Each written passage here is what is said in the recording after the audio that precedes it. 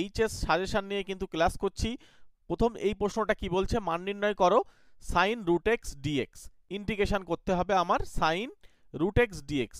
আমরা সবার প্রথমে কি করব, সবার প্রথমে আমরা ধরে নেব যেটা I is equals to integration sine root x dx. এবার আমরা এখানে আরও একটা জিনিস ধরবো বা পুট করব, সেটা হচ্ছে x is equals to Z square. যদি আমরা x equals to Z square put করি তাহলে ডিএক্স এর মান হয়ে যাবে আমার কিন্তু টু জেড ডিজেড। ওকে, তাহলে এখানে আমরা রুট এক্সটাকে আমরা অ্যাকচুয়ালি জেড ধরছি, তাহলে এখানে আমরা জেড লিখলাম, আর যেখানে ডিএক্স আছে তার পরিবর্তে আমি কি লিখবো, টু জেড ডিজেড। তাহলে এখানে টু জেড আর এই লিখলাম ডিজেড।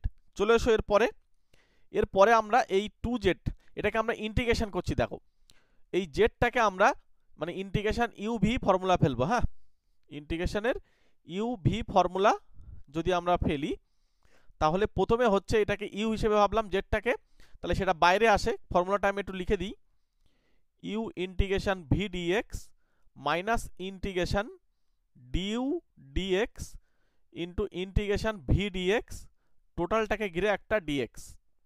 ঠিক আছে, চলো তাহলে এরপরে হচ্ছে আমাদের এটা এখানে আসছে টু জেড আর সঙ্গে sine z dz minus two into যখন আমরা এর ডেরিভেটিভ করবো ওয়ান আসবে, আর এই টুটা এখানে লিখে দিলাম।